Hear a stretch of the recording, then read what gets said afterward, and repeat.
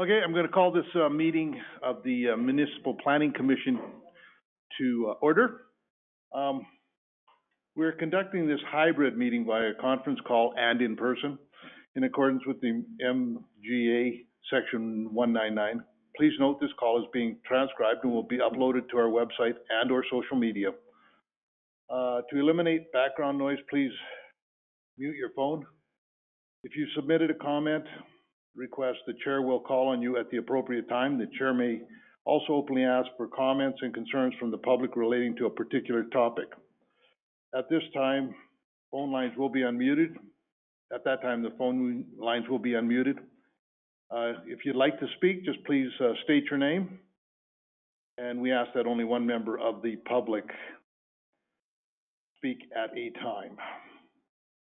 Any attendees that are considered disruptive to the progression of this meeting may be removed at the discretion of the chair. Thank you for your cooperation and understanding. We have a copy of the minutes in front of us. Is there anything needs to be added? Move the agenda first. Sorry. Got a copy of the agenda in front of us. Are there any additions? None. Can I get somebody to move the agenda? Just under Okay. 4 other planning matters, could we, not this letter specifically, but how this letter is presented? And other letters like it, like the anonymity, what do you call it? Is that tomorrow? That's today. Today? Oh, okay. Will that suffice that we discuss it? I don't care where it's discussed, I think the public should hear it too, but. Okay. I'll move your agenda. Thank you, Member Armstrong. I just got to make a note that because of the hybrid meeting, that there'll be not a vote for, I'll be asking if anybody is opposed. I guess it's a vote for the negative. If anybody is opposed, then I'll call a roll call vote on that vote. So is anybody opposed? Hearing nothing, the agenda is adopted. We have the adoption of the minutes in front of us from September 8th, 2020. Members' wishes, or council, or member. Move to approve. Thank you, Member Wilson. Anybody opposed? Hearing nothing, they are passed. We're going to development permit applications, DP 2020-099. Good morning, everyone. I'm Suzanne Hayes, Development Officer with Wheatland County. And the application before us is DP 2020-099. It is for a variance for an existing shed to the front yard setback. So if we could go to agenda page 11, which is Appendix A. We have the location plan. As you can see, it's within the hamlet of Redland. And the circulation was completed. Appendix B shows the circulation area, which was done to adjacent landowners +1. We did not receive any responses. If we go to page 12, Appendix C and D, we have the site plan and an aerial photo of a close-up with the shed circled on the aerial photo. So this is a 1.13 acre parcel, which is zoned hamlet residential general, as it is within Redland. So we did a compliance review in August, and we identified a non-compliant shed. It is located 4.01 meters from First Street, and the front yard setback requires 6.10 meters. It has been on the property for 3 to 4 years. So our policy evaluation, I'm just going to go to Appendix E on page 13, just to show you some photos while I talk about the policy.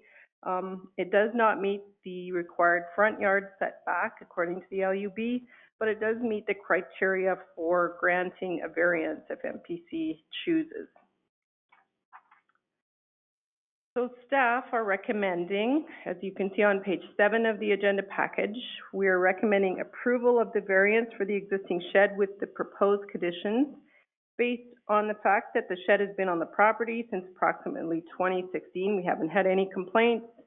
The proposal meets the criteria for approving a variance as it doesn't bring it any closer to the neighbor property than it already is.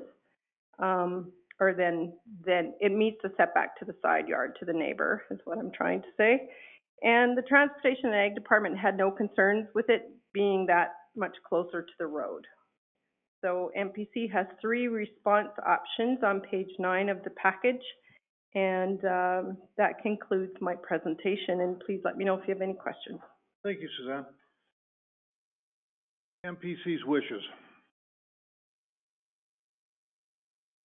I move that we accept the recommendation as proposed, like grant the variance. Thank you, Glenn. We have a motion before us. Is there anybody opposed? Hearing no opposition, the application is passed. We move on to DP 2020-100. So this application is for home-based business type 3 for a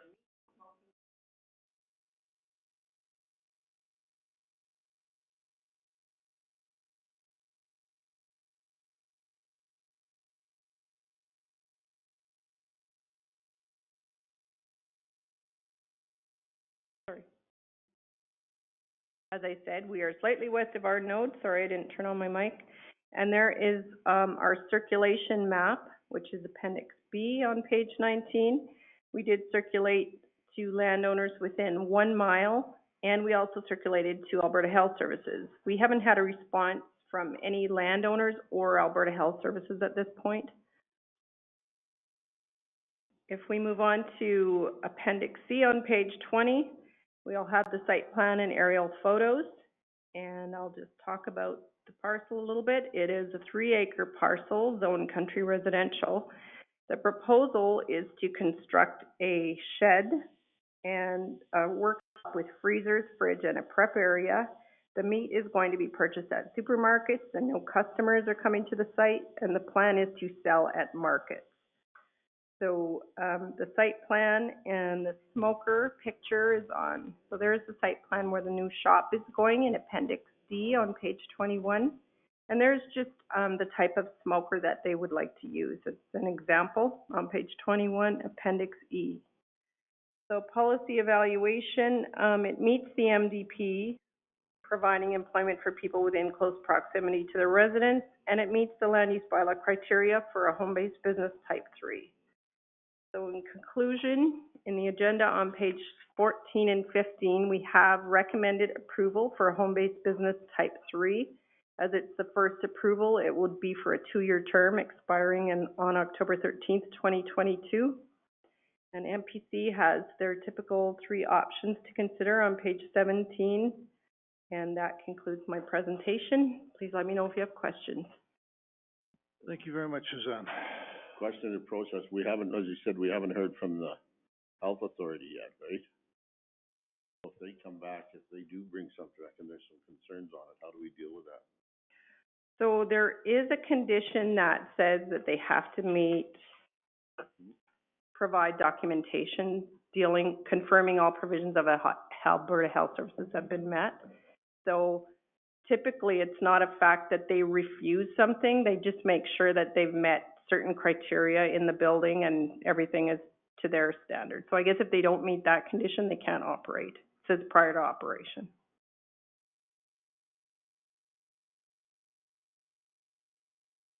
MPC's wishes. I'll make the motion that MPC approves the recommendation as proposed. Thank you, Member Clausen. Is there anyone opposed? Hearing no opposition, deemed passed. We move on to DP 2020-102.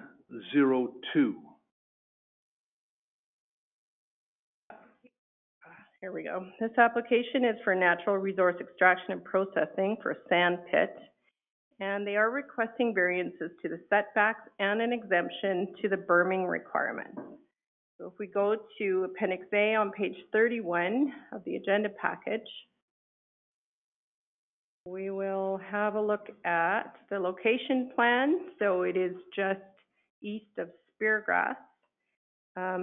We circulated to residents within 1 mile, and we did receive well, I'll go through all the responses that we got. So we circulated there was also a landowner consultation done with the rezoning, which this parcel went through prior to this application. They went through a rezoning, they had to do a landowner consultation. There was 2 responses at that time. One was from a resident of Speargrass, and one was from the neighbor to the southwest, on the southwest quarter there. And so some of their concerns include traffic, truck noise, flooding, long hours of operation, working on Saturdays, danger of the intersection of the 3 roads, and disturbance to the drainage. So agency circulation, we had circulated to Vulcan County. There was no concerns. Alberta Transportation said they don't require a roadside development permit as they're outside of the 800-meter area. WID said they had no concerns with our variances, but they were not granting variances to their 30-meter setback. Alberta Culture, Multiculturalism and Status of Women commented on the historical resources, and they gave a conditional approval until the pit is open, and that's when typically historical resources are unearthed. So pending anything further from them, they gave a conditional approval. Planning had a few concerns about the no berming, so we addressed that by placing a condition for either fencing or berming.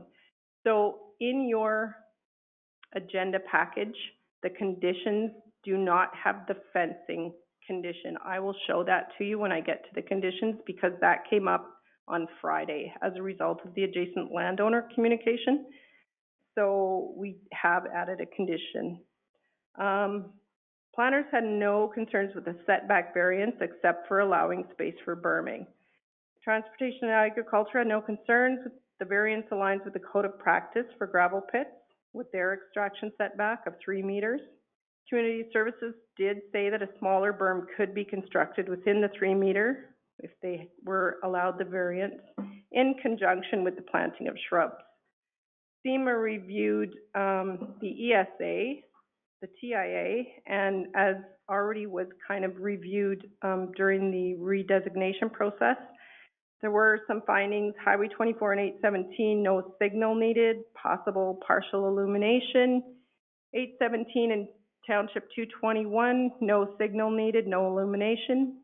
Upgrades planned from AT now include a realignment of Highway 24, not a roundabout as previously considered. And if this happens, an illumination will be a moot point, but with no firm date, the county and AT may want to discuss lighting at the intersection of 24 and 817. But that illumination warrants do not include collision data. They would be triggered by background conditions, so could not easily attribute cost to the development. The neighbor circulation, we got 2 responses, one from a resident of Speargrass. We circulated for 1 mile. One response from the Speargrass resident had concerns about the dust, and so we have placed a condition that a road use agreement be entered into with the developer and the county so that we can ask for dust control on an as-needed basis.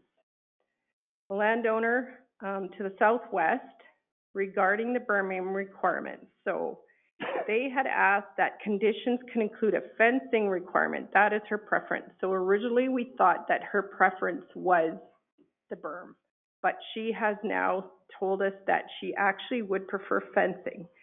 So the landowner has asked that conditions could include a fencing requirement as her first choice. If no fencing can be found, which is agreeable to both parties, then she will be happy with the berming and landscaping requirement. So we did add a condition about fencing. As far as the site goes, if we go to page 32, Appendix C,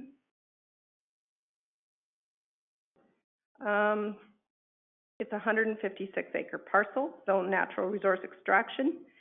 The pit has a 25-year lifespan with 9 phases, beginning in the southwest corner, progressing east, replacing the overburden as they progress.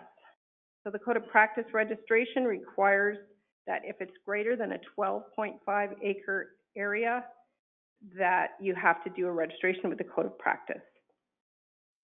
So the variance is requested to the south and west setback from 10.05 meters to 3.05 meters, and on the east side from 22.86 meters to 10.05 meters.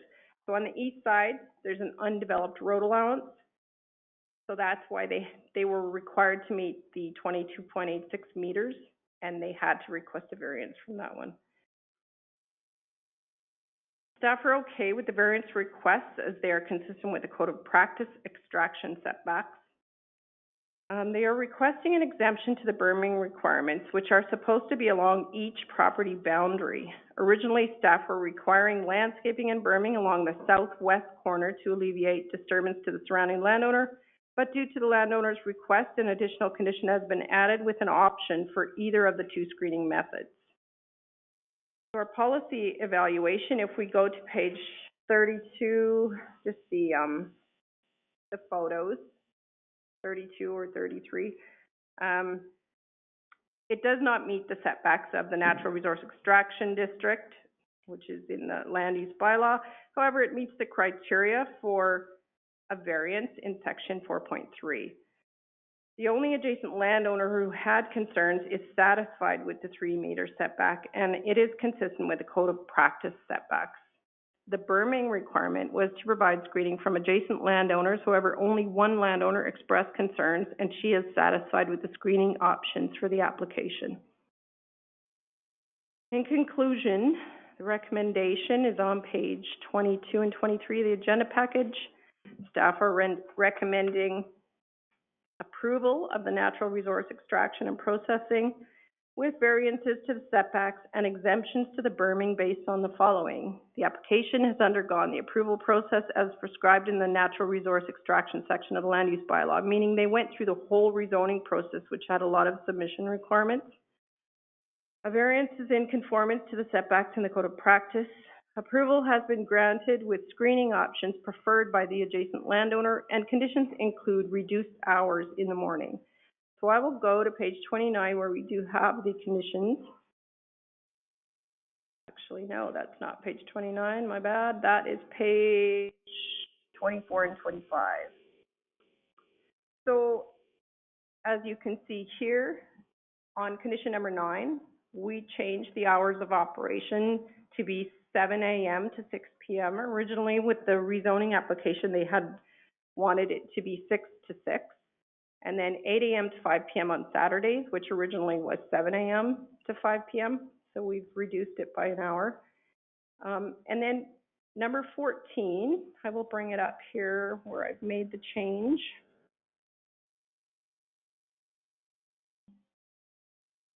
So we have got conditions here. So on number 14, because this is her preferred option, I've made number 14 to say, for screening of the pit from adjacent landowner to the southwest, applicant to construct option A or B as described below. Applicant to submit a fencing plan to the reasonable satisfaction of Wheatland County for sound attenuation and to visually screen the pit from adjacent landowner to the southwest. Plan to include fencing extending from the southwest corner 600 feet to the north and 600 feet to the east.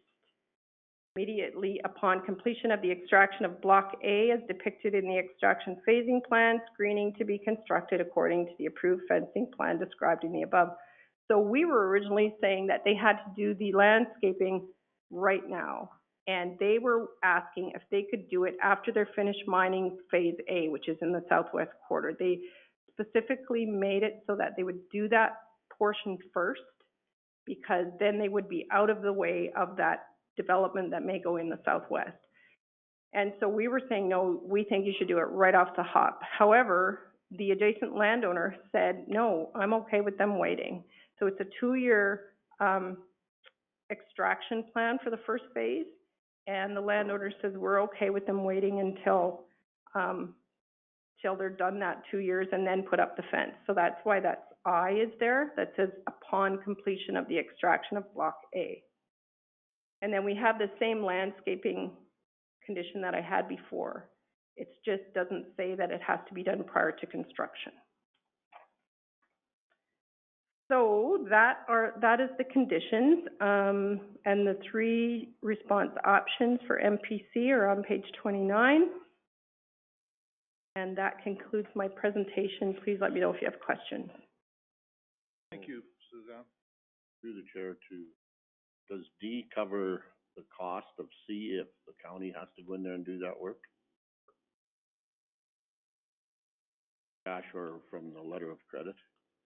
Or should there be something in C of 14 to, that says that if we have to go in there and do the work, that it's at their cost? So that is, yeah, if they go with the landscaping option, they're gonna have to do a development agreement and provide securities. If they go with the fencing option, no, because the landscaping one is more to keep the trees alive. We take securities till the trees are established. So I didn't include the security thing with the fencing. Because They don't do it. if they don't do it, they're in contravention of a development permit condition, and then we can revoke their permit, technically. Is that just the berming that the county would do?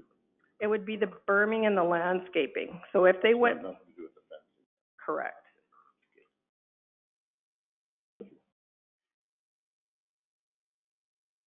Okay. MPC's wishes. I just have a question. For that road allowance, if, with that variance, would there be enough room, there's still enough room for a road there though, right? Like, they may, because of this realignment, and if that land south got developed, they may use that road allowance to, I don't know, they're talking with Alberta Transportation now, so I just wanna make sure there'd be room if they decided to go that road allowance. And I cannot speak to that because that's not my area of expertise, but it was circulated to our transportation department and they Oh, didn't okay. have any issues.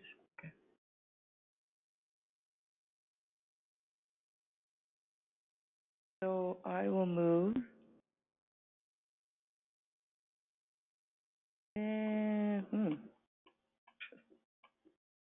Big, Where's the recommendation here?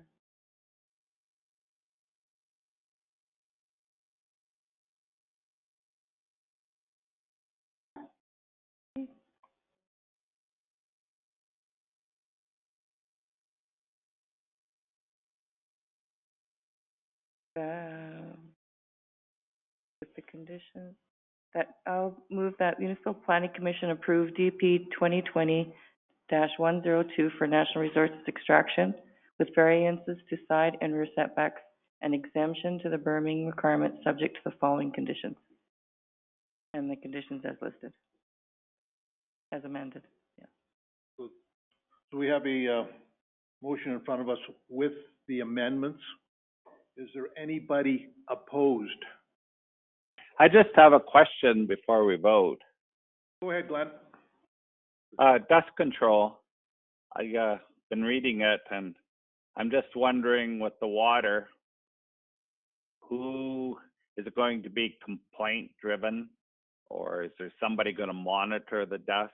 I know when you put calcium on it, it just, with this amount of traffic, I think we're gonna run into trouble. I'm not sure here, but I'm just wondering who's going to police it. Soon as somebody complains, are they gonna go shut them down or what is the process here? So I would think it would be at a complaint base. I would think that the applicant actually would be the first police of their own self if they think it's too dusty. When I talked to Public Works about the road use agreement and doing dust control as required, they said that they thought that being an east-west road, they didn't think it would be as much of an issue with the dust migrating west as you would think, because as if it was a north-south road.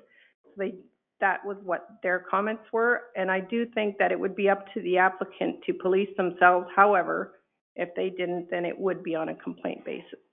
I don't think staff would be going out there periodically to see if it's dusty. I have a comment, Go ahead, for Donna. that, Glenn. There's no residents on that road, and there is actually, if the resident that is the closest to it is quite far away. It would be the dust that would, I would think maybe this, from the actual extracting. But for road, I think, if it was a problem, it would take a long time for Speargrass, for that dust to get over to Speargrass. Okay, thanks. Just checking. Just a question to administration. On a road use agreement, are they all the same, or are they can be individually tailored? Is that not correct? So if there is concern that from the get-go that watering the road might be, putting calcium chloride might be a better alternative than watering the road, they could state that in the road use agreement. Is that not correct? Yes, they can. They can alter them. Okay. Yep. Thank you. We have a motion before us. Is there anybody opposed? Hearing no opposition, we will go on to DP 2020-107. This application is for a variance for the setback between structures for a shed and a garage.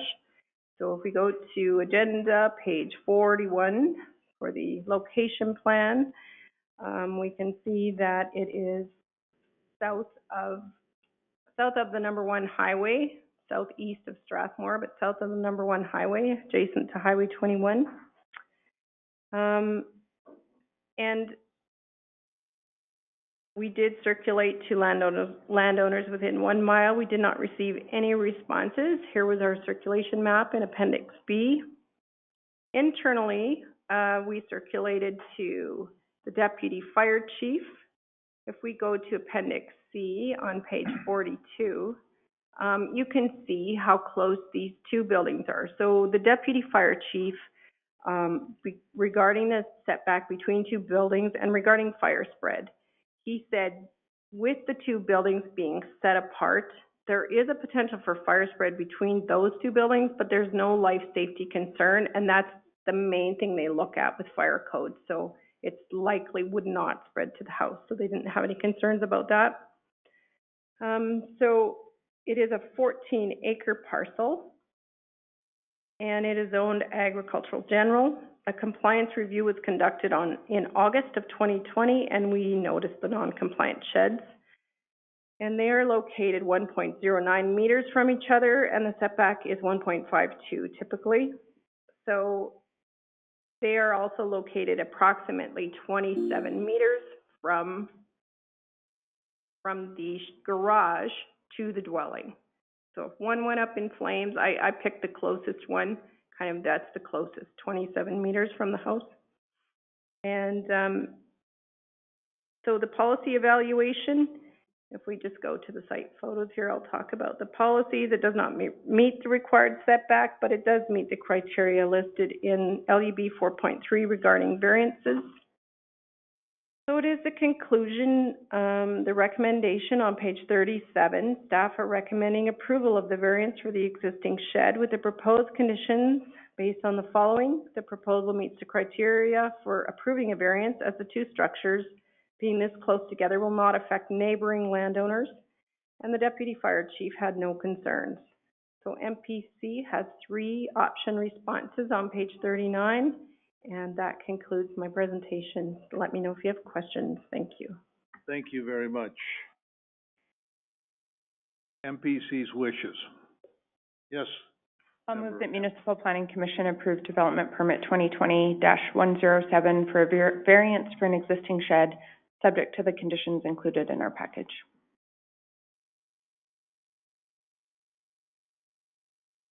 We have a motion before us. Is there anybody opposed to this variance? Hearing no opposition, the variance is passed. The letters on the other, we will cover that in another, the thing that you brought up, Member Armstrong, about letters, we'll.